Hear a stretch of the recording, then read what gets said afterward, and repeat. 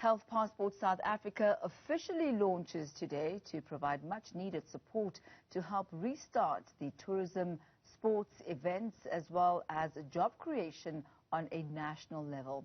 Joining us now is Media Liaison Kristen Horn to explain more about the Health Passport. A very good evening to you, Kristen. So tell us about the Health Passport, what it is and how it works.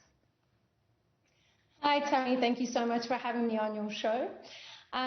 Yes, well, I mean, you can imagine the devastation overnight in the events and the tourism and the travel industries, which just literally shut down. A 90% drop in these economies, and this has been going on for over a year. So really, it's time to get back on track. So the Health Passport worldwide, in their response to COVID-19 pandemic, focused on two things.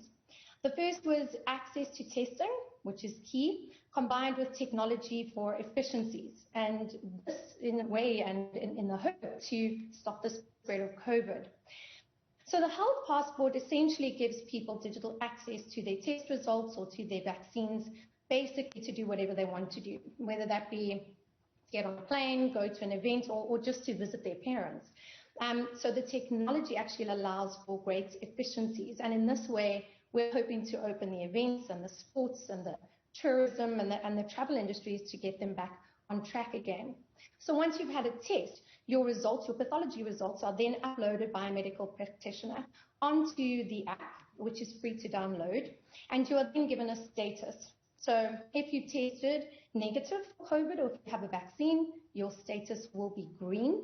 And if you haven't had a test or if your test has expired or you have no vaccine, your status will be amber. And if you've tested for COVID positive, then your status will be red. And then you're advised to obviously follow the guidelines and to quarantine and keep others safe.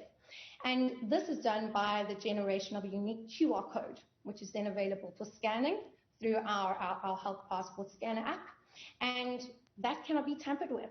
So you know that it's not fraudulent, and it's extremely efficient, especially when you're considering authorities like people at the border or people at the airport who are trying to scan and who are having to deal with pieces of paper and that kind of thing. So which really brings me to my next question, Kristen. What type of uptake have you had from authorities, from countries, immigration?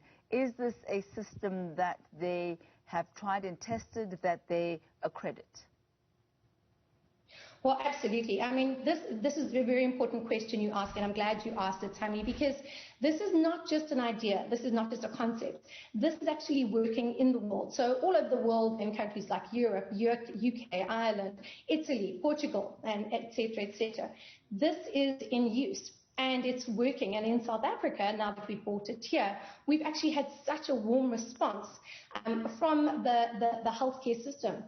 We've had a good response. We're working with the highest authorities and governments about bringing this on board, because it's not just a South Africa problem. This is a digital solution to a global crisis, and everybody just wants to get back to work. Everybody wants to get back to some sense of normality, but in a way that's really efficient. Tell us about the testing sample that you did last year in December. I believe that there was a concert that was actually held where this particular Health Passport was used. Tell us about the results of that. Absolutely. Okay, so in December, we held an event at the Grand Cafe, and it was called Recharge, and it was a it had live music events, and we tested 460 people at that event. And interestingly enough, it was the people that were serving, it was the entertainment staff as well as the patrons. And 30 people out of that group actually tested positive for COVID. And we then had to give them the red status, which means they weren't given access to the event. But those very people would have been serving, they would have been mingling, and they would have been spreading COVID. And that's what we're dealing with. We're dealing with our motto is to kind of to test and to protect, so that everybody is aware of their COVID status, to protect those around them. So tell us, Kristen, how this new app is going to open up or potentially open up the sporting industry, the events industry. How is it going to change the past year and some that these particular industries have experienced under COVID-19?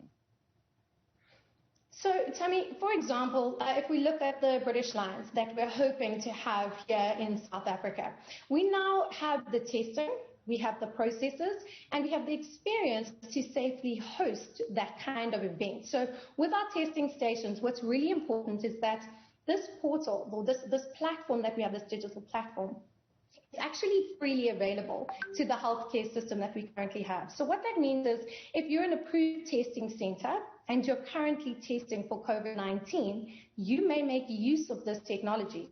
So you may upload those tests and they may be used. So in, for example, the British Lions, we can have testing centers all over the country. And what will happen is you're coming to the event and a day before or 2 days before, you can go and test. And when you get to the front of the queue, your QR code will be scanned, and then the entire stadium can be filled with a very low risk of people who have had testing. And that's how we can open the event industry. The same as we can open any events, any conferences, any exhibitions. By using this technology overseas, it's used in old age homes, it's used in schools, it's used in shopping centers, anywhere where people are able to then travel freely, knowing that they're going into low-risk environments and life can carry on. Now, whenever we use new technology, Kristen, people are always apprehensive about their privacy, about their data, about their movements being trapped, especially because this is an app that is being used. How are you circumventing that particular concern? So this app was developed by Roku, which our CEO, Robert Quirk, he developed that in Ireland. And the founders are very, very strict about the privacy priority for their users. So actually, this app has no functionality to track. It has no Bluetooth, it has no GPS. It is not able to share data with the third person. And it's actually 100% GDPR and POPI compliant. So the functionality is there for absolute maximum protection and privacy of data. And if you want your test to be shared, you have to give the authority for that. No one can come and take any of that data from the app without your consent. So basically how this would work is, correct me if I'm wrong here, is that if an event organizer, for example, wants to hold a particular event, and obviously the government has given the go-ahead and they've opened it up, that they would need to basically call another body to facilitate the testing. They themselves cannot conduct the testing themselves? No, so the idea is that once we have, and we're busy signing up testing centers nationally, and once they're signed up, you will be able to go onto a portal called Easy Test.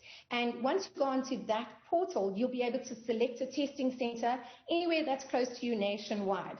Someone who's running an event will then say, we'll be using the Health Passport app. You can go onto easytest.co.za and get your test. By the time you come to the event, you need to be scanned and you need to have Health Passport on your phone so you can read your QR code. So you don't only have to go to our flagship testing center, which we have at the Lookout at the V&A Waterfront. You will actually be able to use any testing center, provided they've obviously been approved, and be able to do your test and upload it onto the Health Passport. And then the event organizer will be able to have a record of whoever's been scanned in and making sure that someone doesn't come in once or twice. You can't duplicate that QR code. And I'm quite interested to find out if you've had any feedback, perhaps from the Ministry of Health, if you've run this by them and what their take is. Absolutely. It's amazing. We have had such a warm response, and we have had meetings with all of the health sectors, and they are very keen to get on board. The government is very keen to also have someone facilitate vaccines. They also need a system whereby when people have their vaccines, it can be tracked. So the healthcare passport is able to show vaccines, your testing, when your tests were done, how long ago they were done, and it's also able to show your travel. So if, for example, you're going to the airport and you're having to travel, all your documents are available. So when you can be scanned in at the airport, it's like a boarding pass. So they are very keen to get a digital solution that makes sense and a platform that can support the testing and that is able to allow these sorts of things to open up. Well, certainly is a novel idea, and you know, they always say that times of challenge are also times of opportunity, that innovation comes out of you know, seasons of pressure such as this one. Certainly sounds like what, you know, you guys have come up with is one of those. Thank you so much, Kristen. Really good talking to you there.